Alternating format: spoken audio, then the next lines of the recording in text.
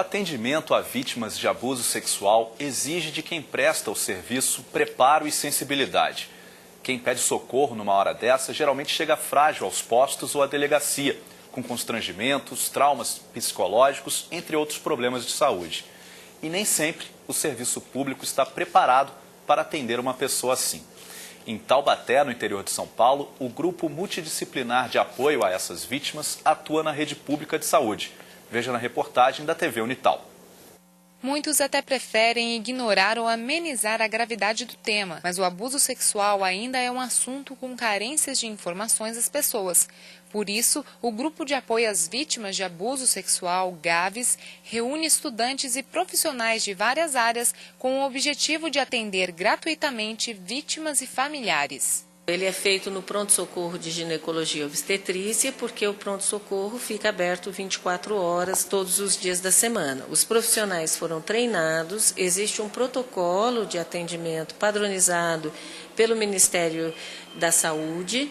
O GAVES fez um resumo disso, deu orientação, treinamento para os médicos que fazem o atendimento e médicos residentes e esses pacientes, depois desse atendimento, são encaminhados para o ambulatório. Se a violência ocorreu dentro de 72 horas, é feito toda uma profilaxia da gravidez indesejada, se for no caso de mulher, e das doenças sexualmente transmissíveis. O abuso sexual é um crime e se enquadra penalmente nos artigos de estupro, atentado violento ao pudor, sedução e, em caso de menoridade da vítima, o artigo é de corrupção de menores. Por isso, deve ser denunciado a qualquer momento.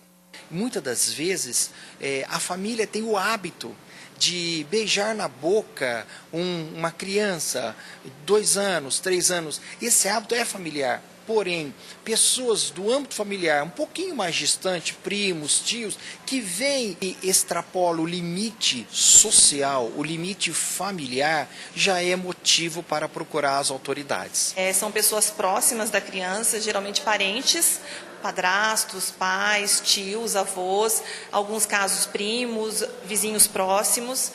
Então aumentou muito o índice de crianças que vêm encaminhada do Conselho Tutelar por causa de abuso sexual. E no caso de abusos contra adultos? Será que é possível responsabilizar a vítima pelo crime cometido contra ela? A gente sabe que o constrangimento ainda é muito grande, que o atendimento público é um atendimento que ainda não está muito preparado, enfim, que precisaria ser melhor qualificado no sentido de entender essa vítima, né, e não constrangê-la mais.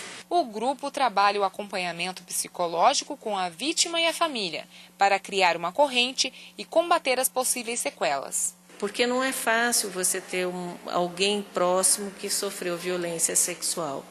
E isso é feito até para poder resgatar esse apoio, essa rede de apoio familiar para essa vítima. Os pais devem ficar atentos aos sinais de mudança na criança ou adolescente. O diálogo é uma ferramenta importante para essa investigação. Nesse caso é mais com criança, porque a criança, assim, até ela ter confiança em alguém, para ela se abrir, às vezes isso pode demorar. Aquela criança que já não mais usava fralda, volta a fazer xixi na cama, ou tem medo, sempre ficou sozinha, mas de repente tem medo de ficar sozinha, de dormir sozinha. O rendimento escolar, se já está na fase escolar, o rendimento escolar às vezes cai. Na dúvida, é melhor levar ao conhecimento da delegada ou delegado de polícia sobre o que está acontecendo. E qualquer dúvida, entrar em contato com 180, que é o telefone em Brasília, que vai indicar o lugar mais próximo para ser orientado. E a gente continua falando desse tema aqui no Jornal Futura.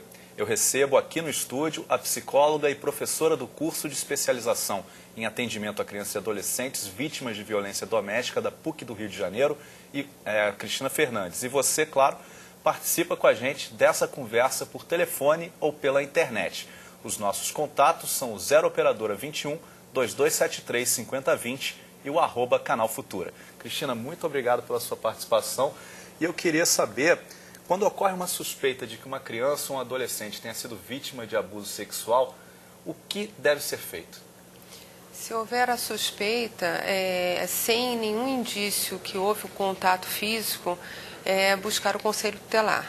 Né? Agora, tendo a suspeita de que houve contato físico, buscar uma unidade de saúde para que se proceda todo o protocolo de emergência já estabelecido pelo Ministério da Saúde. E quando a polícia deve ser comunicada? A polícia deve ser comunicada tão logo as primeiras ações voltadas para a proteção e cuidados dessa criança, desse adolescente, sejam tomadas, né? E aí sim se pensar na responsabilização do autor, na investigação de quem é esse autor, né? Habitualmente, quando estamos falando de crianças pequenas, aliás, de crianças de maneira geral, a própria polícia solicita o auxílio de profissionais da área psicossocial para que essa escuta dessa criança seja feita de maneira cuidadosa, porque não necessariamente ela vai se sentir à vontade de falar quem fez, né? Quem cometeu o abuso. E quem geralmente comete o abuso pertence ao núcleo próximo da família? Sim, sem dúvida, quem comete o abuso sexual, ele tem um vínculo próximo com essa criança, porque essa criança, é preciso que essa criança confie nele, de uma certa maneira, para que ele enrede essa criança, envolva essa criança nessa dinâmica. Porque, senão, naturalmente, a criança falaria, né? Se um estranho se aproximar e tentar algum contato físico diferente ou algum convite diferente para a criança, ela naturalmente vai conversar com seus familiares ou com seus amiguinhos sobre isso, né? Então, para que se mantenha um segredo, é preciso que tenha um vínculo. E a rede de atendimento está preparada para receber essas vítimas? Nós temos no estado do Rio de Janeiro uma rede que tem competência para isso, para lidar com isso. Porém, não é uma rede que tem alcance de toda a população, né? E não necessariamente toda a população conhece como acessar essa rede. Porque, primeiro, nós temos o Conselho Tutelar em todos os municípios do estado. Depois nós temos temos uma política pública prevista pela assistência social, que é o CREAS, que também tem competência de atender essas famílias em situação de violências.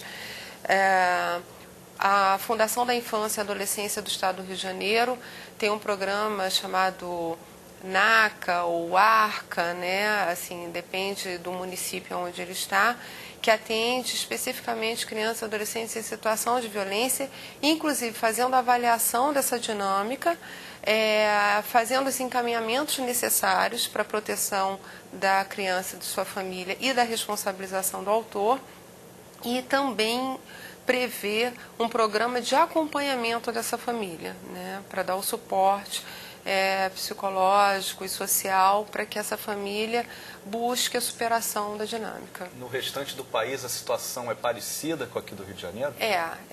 O Conselho Tutelar e toda a política da assistência e da saúde é uma política nacional.